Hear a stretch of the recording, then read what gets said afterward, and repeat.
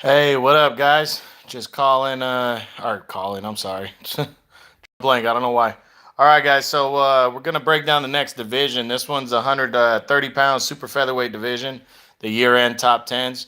We're going to kick it off with the outs. But first, I want to talk about this division. This division, Lomachenko, was at the top of the division earlier in the year, but he decided to move up in weight, and that kind of hurt the division a little bit. Not a lot of superstar names in this division, but there's some pretty good fighters though that you definitely, and they got all pretty much got platforms, and you're gonna want to check these guys out going forward because, like I said, they're all pretty good fighters. So I want to start off with with the outs, the guys that are out of it, and first of those is Vasily Lomachenko. He previously was number one. He moved up to lightweight, is what happened, and ended up going 2-0 on the year and becoming the unified lightweight champion, capturing two belts in the two fights. So yeah, he's doing fine for Loma. He's the pound for pound best still.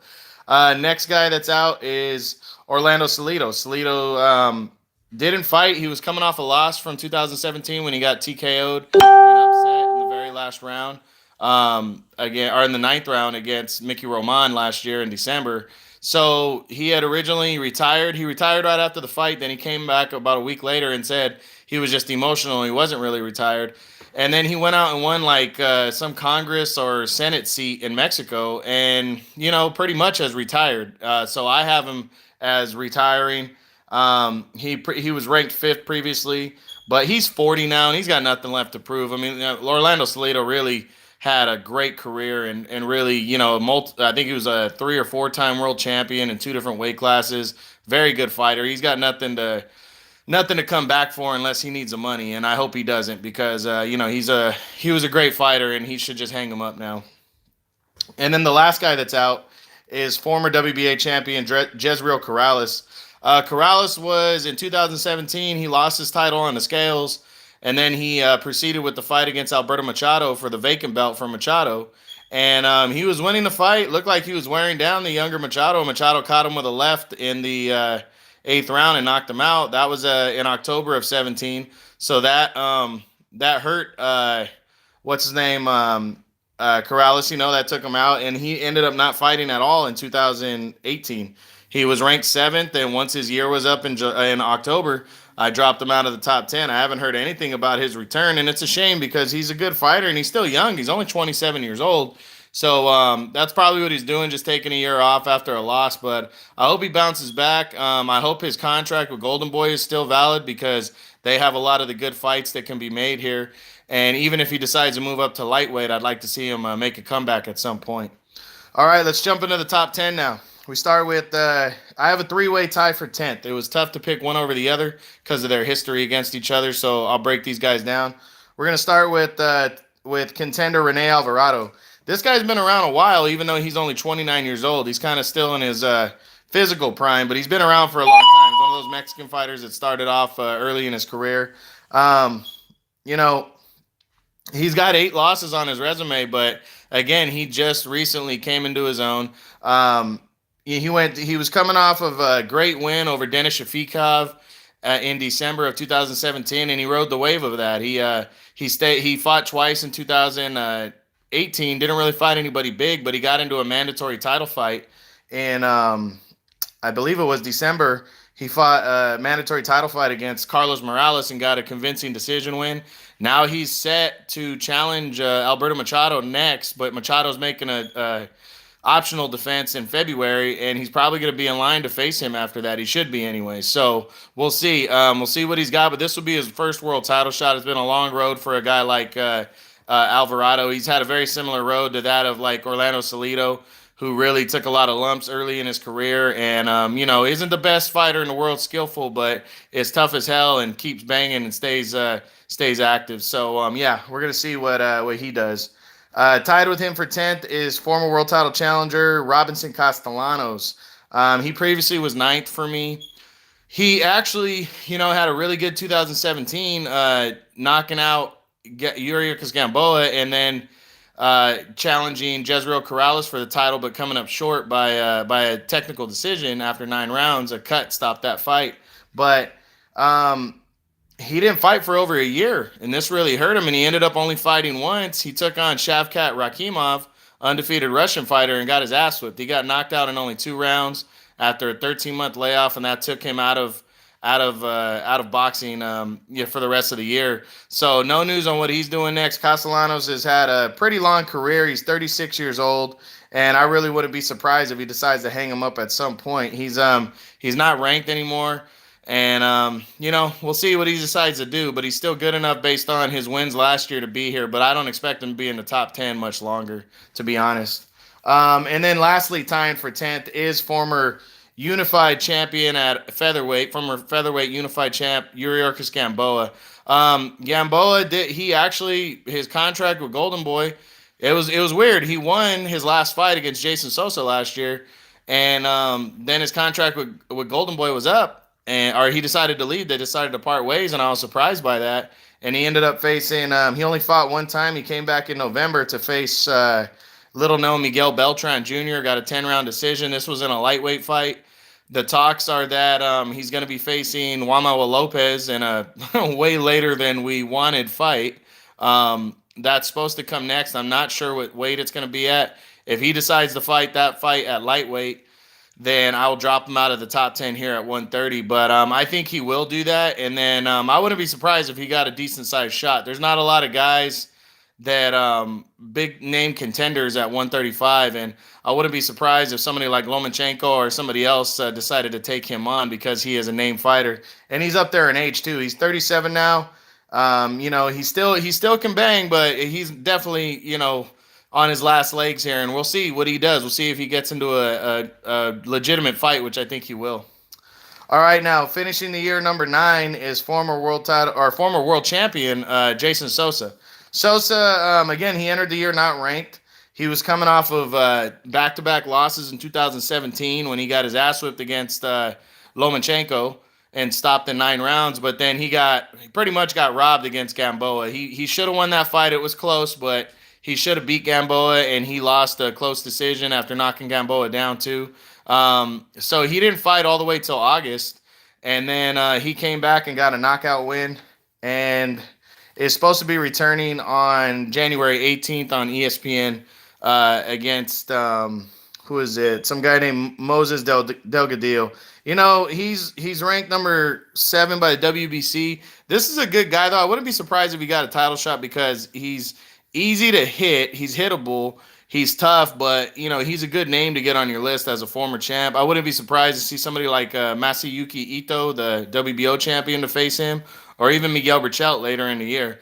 As long as he stays active, stays busy, he's a good guy for Bob Arum to put in front of somebody else. And he's tough as nails, and he doesn't go down. So we'll see what he decides to do. Hopefully he gets a world title shot. Number 8, finishing the year number 8, is the WBO champion Masayuki Ito. Ito kind of came out of nowhere and surprised people in 2018 when first he fought and got a 9th round TKO win against a nobody. But then at the end of July, he got a big time title shot against undefeated Christopher Diaz on an ESPN card that was taking place in Florida, where Diaz is Puerto Rican, so it was mainly a Puerto Rican crowd. But it looked like he was just getting served up to be, the setup guy to hand Diaz the world title that Lomachenko vacated. And he came out and showed that wasn't the case. He dominated Diaz from start to finish, beat him up, knocked him down in the 4th round, ended up getting a convincing unanimous decision, and became the new world champion. So that was a big win. He came back at the end of December, defended his title against his mandatory number 1 contender, which is Evgeny Chuprikov, and got a 7th round TKO over, Chuprikov wasn't well known, but he was an undefeated and mandatory number 1 contender. So it was a big time, it was a very good year for Ito. I look forward to seeing what he's doing next. I hope he tries to unify titles or face somebody known. We'll just got to see what he wants to do. But I really like this guy, and he's got a taste of coming over to the United States and winning. So I'm hoping he decides to keep doing that. All right, moving on to number 7 now is the IBF champion Tevin Farmer.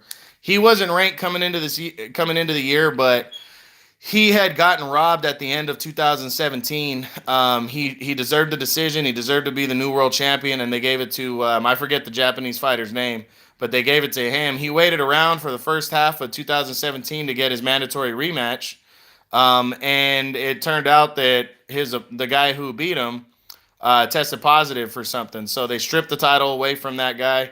And in August, Tevin Farmer got his crack at the world title, his second crack against Billy Dibb, an Australian former world champion. He went to Australia and dominated Dibb over 12 rounds, one-sided decision, and captured his first world title. This really wasn't, that impressive of a win, but he ended up signing with Eddie Hearn in DAZN, and he came back in October and took on little-known James Tennyson, dominated him, scored a body shot win to hold on to the title, and that set him up for a defense. And he decided to come back again for his third time in only 4 months to take on Francisco Fonseca. Good fight, but he dominated the action and got a convincing decision. So he ended up going 3-0 against, lackluster competition, but Farmer wants to fight the best. He's with DAZN and Matchroom, and they can match up good fighters with Golden Boy, who's also with DAZN. And I think he's got a good year ahead of him, especially if he wants to try to unify belts, and I think he should. But there's a lot of good challengers willing to fight. Farmer doesn't have a lot of power, and he's not the best boxer, so he's hittable. So I think he's a guy that people are going to want to fight. Now, he wants Gervonta Davis, but I don't know if that fight can be made with Davis fighting for the PBC and Farmer fighting for DAZN. But we'll see, because Eddie Hearn's continue to make offers. We'll see if that fight can be made this year, but I hope it is. And Farmer's still young. He's in his prime now. He's 28, so we're going to see what he can do. Finishing the year number 6 is undefeated Russian contender Shavkat Rakhimov. This guy was just undefeated coming into the year. Nobody knew what he was going to be capable of, and he took on Robinson Castellanos in August and destroyed him. I mean, he rolled right over Castellanos, scoring a second-round knockout, and really is that quiet guy that nobody's going to face this year. He's tough as nails, but I think he's going to get himself into some kind of mandatory shot. He's currently ranked 5th in the IBF and the WBC, and I really wouldn't be surprised if he gets an eliminator next to determine contender. I like him a lot after that win, and we'll just we'll see what he does. But he's only 24 years old. He's very young, and he's got a lot of capabilities. And the way he rolled over Castellanos, we'll see. Hopefully he could step up the level next and beat another guy. But Castellanos was a top 10 fighter, so that was an impressive win. Congrats to him on a year where he ended up going 2-0 overall. And he knocked out another former world champion, Malcolm Clausen, which not really nothing to say there. Clausen's way old, but still, he got the win there. So finishing the year 5th is former world title challenger Mickey Roman. He previously was 4th. He was coming off of a 2017 where he got knocked out in a great fight against former champ Takashi Miura in January. And then in December, he scored the upset over Orlando Salido and stopped him in 9 rounds impressively. That made him the mandatory number 1 contender for the WBC title. Miguel Berchelt wanted to make 2 optional defenses against nobody competition. So Roman smartly decided to fight the exact same days as Berchelt. They both fought in February and both got knockouts. Roman beat Aristides Perez, who's like a veteran but not well known. And then he came back in June and knocked out another guy, an unknown guy, and with a second round knockout and sealed the title fight. And in November, these guys collided on ESPN Plus, and really what was a great fight. He went right at Berchelt, who was the number 1 in the division. He really pushed him for the first 4 or 5 rounds, but once Berchelt figured him out, he started landing body shots and clean shots, and Berchelt's just bigger and was landing good shots, and Roman couldn't take it. He ended up getting stopped in the 9th, but he showed a lot of heart. This guy has been around for a while now, and he's 33. He's a good, solid veteran, but we're going to see if he can climb back in the ring. The guy's got 60 wins. He's been around a long time, but hopefully he can make one more run for it this year, possibly get into a title fight. He's taken on a lot of top-level competition in the last couple years, and, hopefully we can see what he does. He can come back and do something, like I said, an eliminator or something big in his next fight. We'll see. Finishing the year 4th is the undefeated WBA regular champion, Alberto Machado. He entered the year as the WBA champion. He moves up 2 spots from number 6 last year. This guy was an undefeated knockout artist, and he had upset Jezreel Corrales to capture the WBA title, the vacant title, and that was impressive, but he didn't fight because he was trying to settle his mandatory defense against some guy named Rafael Mensah. Finally, in July, he defended that title against Mensah and dominated him. Scored a one-sided 12-round decision. But it was kind of like, so what, because nobody really knew Mensah, and this guy's supposed to be a knockout artist. Well, he decided to come back in October and take on Ewendale Evans on HBO at the end of October, and he destroyed him in a Fight of the Year candidate, knocked him out in the first round, very impressive knockout, and retained his title. Now he's set to come back again on February 9th, but again, he's fighting a nobody. So I'm not too impressed with some of the guys he's deciding to fight. He says he wants to fight top-level competition, but, he could fight Vargas. There's a lot of guys he could fight that he's not fighting in this division. I'm a little disappointed in his opponent selection, but hopefully he tunes it up after this February 9th fight. Rene Alvarado would be is his mandatory. That'd be a good option first, and hopefully we get like a 3-fight year out of this guy.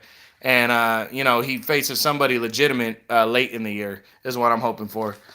All right, so finishing the year number 3 is former WBC champion Francisco Vargas. Now, Vargas, disappointing year. He only fought once. He, in January of 17, he got knocked out against Burchelt, and he didn't come back until December and got a nice win over veteran Stephen Smith. But he came back in April and took on Rod Salka and dominated him with a 6-round TKO, and then decided to take the rest of the year off for some reason. I really don't get it. He's a veteran, but he's running out of time. He's 34 years old now, and I don't know what he's waiting for in terms of fights, because he has a lot of options on the table. He doesn't seem to want to take them. He says he does. He says he wants to face Burchelt in a rematch. He says he wants to face Alberto Machado. I don't know why these fights can't get made. He fights for Golden Boy, so I'm really it's really beyond me why he stayed out of the ring so long. But hopefully we hear something about his return soon, because we're creeping up on 9 months almost since he fought. So pretty disappointed in him, and I hope he climbs back in soon. He's rated number 2 by the WBC and the WBO, so he should be able to get himself into a title shot quick. But again, he's running out of time, only being 34 years old. This might be one of his last years, and he's been in some wars, so not sure what he's got left. Finishing the year second is undefeated WBA super champion Gervonta Davis.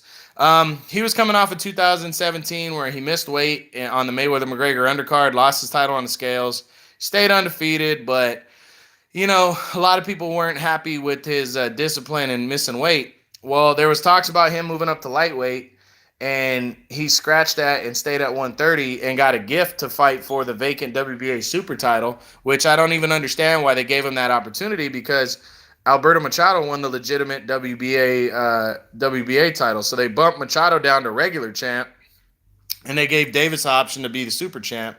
He took on Jesus Cuellar. No surprise to me that he destroyed Cuellar in only 3 rounds and captured his second world title.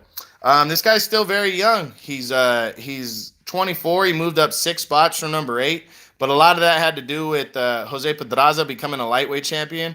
Davis destroyed Pedraza in January 2017. So, it was a lot of, that's why he moved up so much, because Pedraza scored a big win. And because he beat Pedraza in the last year and a half, that was huge for Davis's career. It shows you how good he is. But now he signed a big fight. February 9th, he's coming back. He's taking on Abner Mares. I don't see why people are excited, because Mares is going to get destroyed in this one. I'm sorry, Mares is not going to be very good at 130. He's small for a featherweight, and now he's moving up to super featherweight against a guy who's big at super featherweight. Davis is a big fighter at super featherweight, and this guy should naturally be a lightweight. And we're gonna see. But I'm telling you right now, February 9th on Showtime, Davis is gonna start his year off with a bang by walking right over Abner Mares, in my opinion. And we'll see how he finishes the year up. But yeah, I'm hoping for a big year out of Davis. He's entertaining as fuck. He's got a lot of power, And I really like the guy. I really like him a lot. So hopefully Mayweather can keep him busy because he was very unhappy with Mayweather this year. And Mayweather just didn't seem to keep him busy and seem to shake it off. So I'm hoping at some point he can either get away from them, sign with DAZN, or start working with other people to get bigger fights for him. And at some point, I want to see him get his ass in the ring with Lomachenko. But we'll see. And then now finishing the year number 1 is WBC champ Miguel Berchelt. He entered the year number 2, only 27 years old. And, you know, these last 2 years have been money for him. January of 17, he knocked out Francisco Vargas and then beat Takashi Miura, who is a great former champion, Buzzsaw. You know, he dominated him over 12 to retain the title. And then he had a hand injury which forced him out of the fight with Orlando Salido. And he came back in February, wanted to test his hand out, scored a third-round knockout against a nobody. Then he took on faded former world champion Jonathan Victor Barros in July, I believe it was, or no, in June. And he dominated him with a third-round stoppage.